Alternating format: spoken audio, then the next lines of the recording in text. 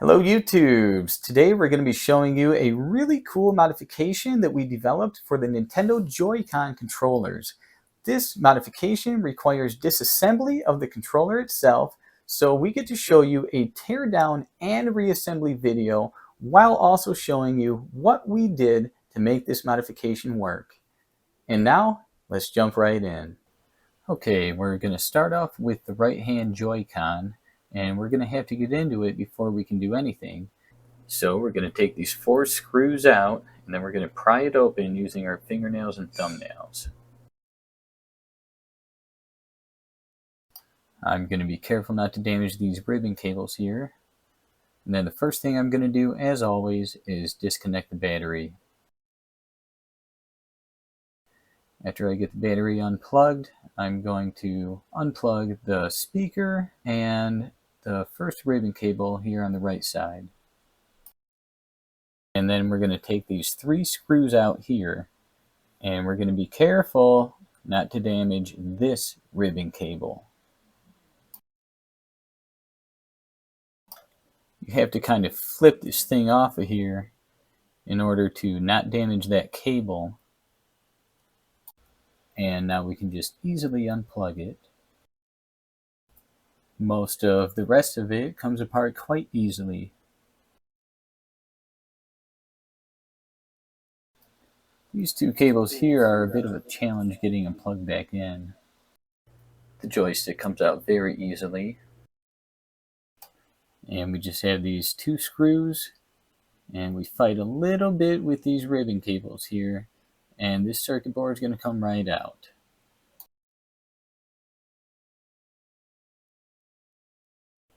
Okay, now this is the LED that some of you may have heard of that can light up the home button. We are going to be putting our own LEDs around that to make the home button light up ourselves. And then we'll come around to the other side here, and we'll switch to the microscope actually. Okay, we've switched to the microscope. Now these 4 transistors here are the key to this modification that we're going to be doing today. We'll come back to these shortly. First, we're going to mark off on the circuit board here exactly where we can put objects and items. So we're actually going to use some nail polish and apply it to this plastic cover here, and then use that to apply the nail polish to the circuit board. And so now we can easily see the areas on the circuit board where we cannot place components. Now there are better ways to do this, but I use 3M double-sided tape to isolate and adhere our components to the circuit board. Now let's bring our attention back over to these transistors. We need to solder a wire to the gate of each of these 4 transistors using this solder iron tip. We'll show the recording of just 1 wire under these little transistors, just so you can see how ridiculous of a task it is. I should have used some soldering tweezers, but I don't have any. This is the smallest tip I have. You have to be super careful not to touch any of these little resistors, because if you do, they basically just disappear and it's really hard to fix. Now I just wanted to show that I had already prepared all the transistors with the proper value resistors in order to limit current and to make them all shine equally as bright. Now with our first wire attached to the gate of our first transistor, we will place our new transistor and attach that same wire to the gate of our new transistor. This way, when the controller lights up the player 1 LED, it will also turn on this transistor and light up our own LED. So we're just going to do that with all 4 of these transistors, and then we're going to attach our ground wires to the right side of this capacitor right here. After that, we can attach the wires to the collectors of our transistors, and we'll get them glued down into place using some hot glue. With everything secured on that side, we can switch our focus to the other side of the circuit board. Over on this side, the first thing we'll have to do is form our wires a little bit and get them glued down. And then we can go ahead and apply our double-sided tape. With that, we can switch to the microscope, lay down our LEDs, and start getting them wired in. For anybody wondering, yes, this is almost impossible. And so you can see we took the supply voltage from this stock LED and wired it to the anode of our LEDs, and then our transistors are connected to the cathode of the LEDs to supply a path to ground. And that concludes this part of the modification process. Here's a close-up view of the work that we've done before we put it back together.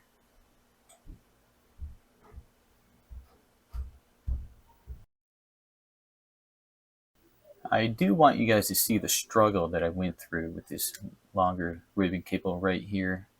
I ended up just basically jamming it against the plastic with the circuit board to get it to plug in, and that worked quite well.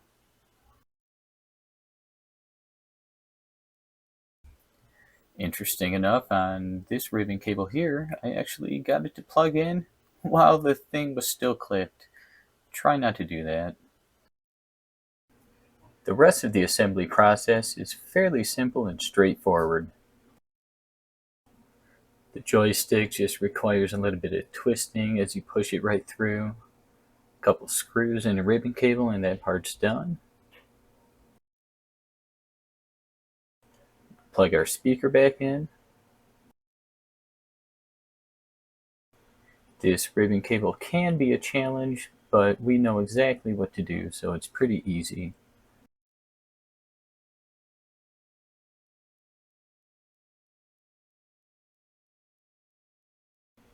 Here we're plugging in the player indicator LEDs, and you'll find that we'll be coming right back to these in a moment. This is our charge and bind cable.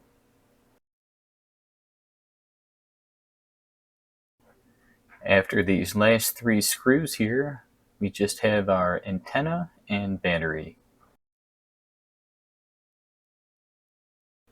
The antenna connection clips in fairly easily using some tweezers.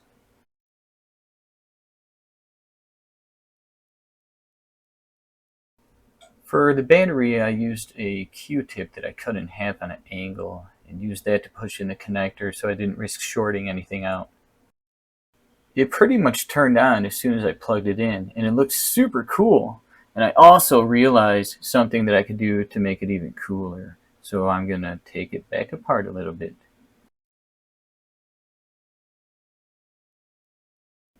It occurred to me, why not color match these LEDs with the controller? So I'm just taking them off, and I'm going to replace them with some little blue LEDs.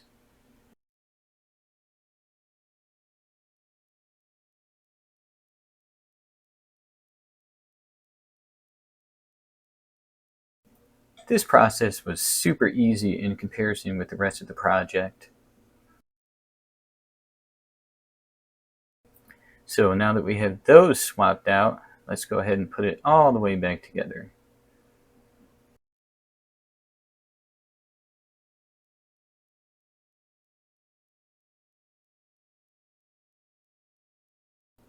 And here's the final result of all my hard work.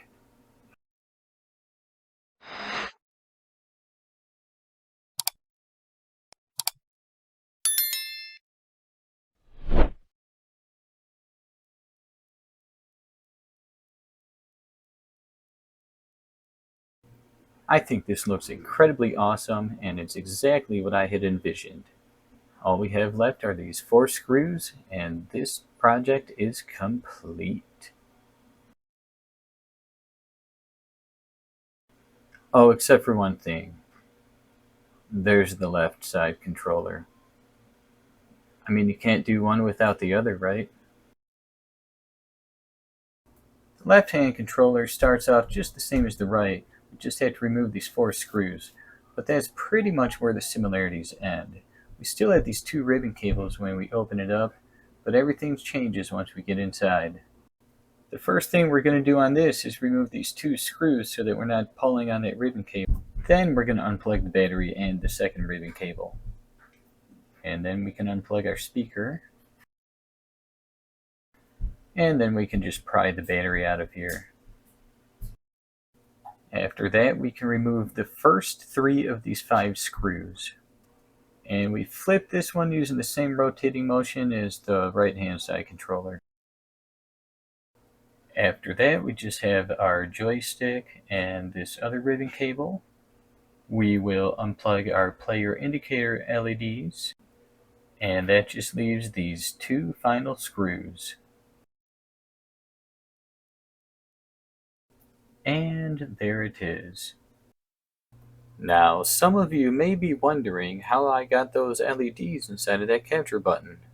For the button itself, I catted it and printed it with the smallest nozzle and finest cure settings ever. And then I just soldered up the LEDs, put them inside of the button, and added epoxy. Piece of cake. And now we can begin attaching our wires onto our small circuit board. This circuit board has a different layout, but it's still the same basic concept. We are just attaching the gate of our transistors to the gate of the transistors that are already on this circuit board. As you can see, we used the same fingernail polish technique as on the last board to make sure that we have room for everything. I found a good area to work with right here. So we'll just get our ground wires attached here. Then we'll solder up our gate leads onto all of our transistors. We'll solder our ground wires to this solder pad right here. And then we'll get our capture button wired up using some blue Fun Tack to hold it in place temporarily. We will attach our supply voltage wire to the solder pad right here. After that, we can connect each of our LEDs to the collector leg of their corresponding transistors.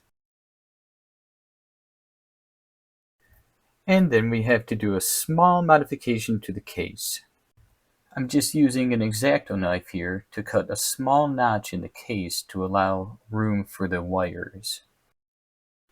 And same to the silicone pad. And now we can go ahead and throw it all back together. We'll start with our first 2 screws. We'll add some hot glue to our new stuff to keep it from moving, and then we can start reattaching our ribbon cables.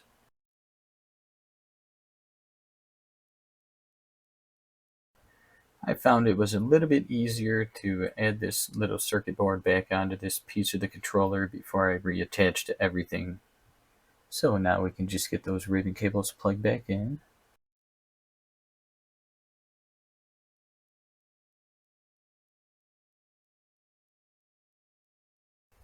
This is the ribbon cable that I imagine gives many people problems.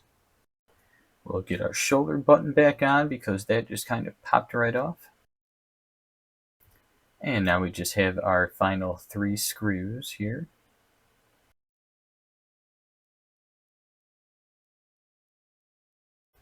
We'll get our speaker plugged back in, followed by the battery. Again, I'm just using a Q-tip. And let's see if it works. It does. This is the second set that I did, and honestly, I liked the first one a lot better. I had laid the LEDs out in a different orientation, and I think it worked out a lot better that way. I still think this is pretty cool though.